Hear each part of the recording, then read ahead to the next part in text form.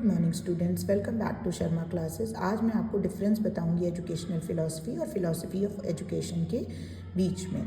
तो educational philosophy क्या है और फिलॉसफी ऑफ एजुकेशन क्या है। तो सबसे पहले अगर हम फिलॉसफी ऑफ एजुकेशन की बात करें तो इसमें जो शिक्षा का दर्शन है, शिक्षा के बारे में सोचता है कि शिक्षा क्या है, शिक्षा कैसी होनी चाहिए, शिक्षा का क्षेत्र क्या होना चाहिए, शिक्षा की प्रकृति कैसी होनी चाहिए। जबकि हम शैक्षिक दर्शन की बात करते हैं तो इसमें जो हम शिक्षा के बारे में सोचते हैं उसे हमें लागू कैसे करना है उसका अध्ययन किया जाता है। जैसे कि शिक्षा का दर्शन शिक्षा के बारे में सोचता है, जबकि जो शैक्षिक दर्शन होता है उस सोच को शिक्षा में लागू करता है।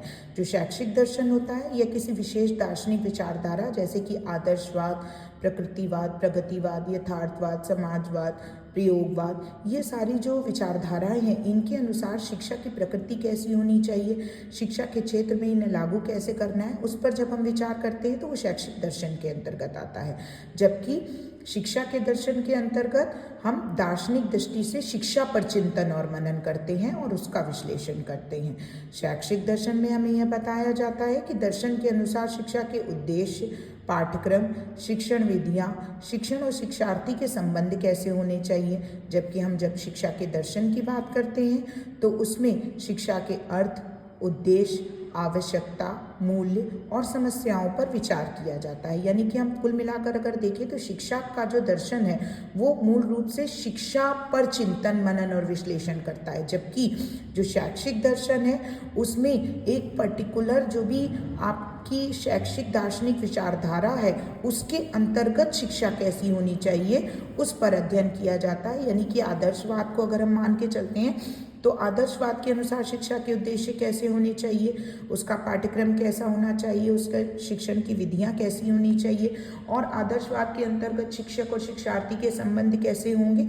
तो ये एक पर्टिकुलर विचारधारा के अंतर्गत शिक्षा का अध्ययन करता है। जबकि जो शिक्षा का दर्शन है वो शिक्षा का अध्ययन करता है, शिक्षा पर मनन और चिंतन करता है। यानी कि शिक्षा का अर्थ क्या है, शिक्षा के उद्देश्य क्या है, उसकी आवश्यकता और मूल्य क्या है, इस पर जब हम विचार करते हैं तो वो शिक्षा का दर्शन आता है। इसी प्रकार शैक्षिक दर्शन में हम व्यवहारिक दर्शन पर को शिक्षा से जोड़ते हैं, यानी जिसे हम प्रयोग कर सकते हैं। जबकि जो आपका शिक्षा का दर्शन है उसमें सैद्धांतिक विचारधारा पर महत्व दिया जाता है कि वाकई में शिक्षण की परिभाषा क्या है, शिक्षा की परिभाषा क्या है, शिक्षा का स्वरूप कैसा है, शिक्षा का अर्थ क्या है और उसके मूल्य क्या क्या हैं, उसमें समस्याएं कौन कौन सी रेज हो रही हैं। तो ये सब हम शिक्षा के दर्शन के अंतर्गत पढ़ते हैं। लेकिन जो भी समस्याएं हैं उनको हम निदान कैसे कर सकते हैं वो हम शैक्षिक दर्शन के अंतर्गत पढ़ते हैं, क्योंकि जब निदान होगा तभी हम उसे व्यवहारिक रूप से प्रयोग कर पाएंगे।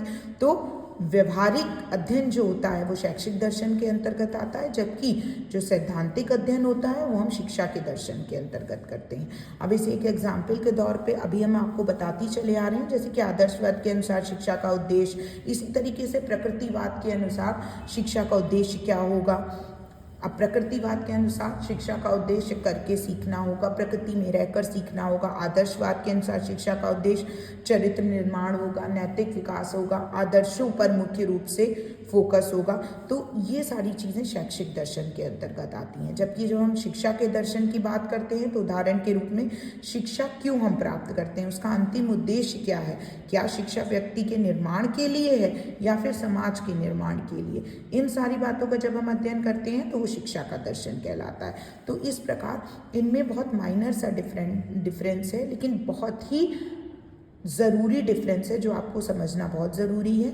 तो ये शैक्षिक दर्शन और शिक्षा के दर्शन के मध्य अंतर है। Thank you.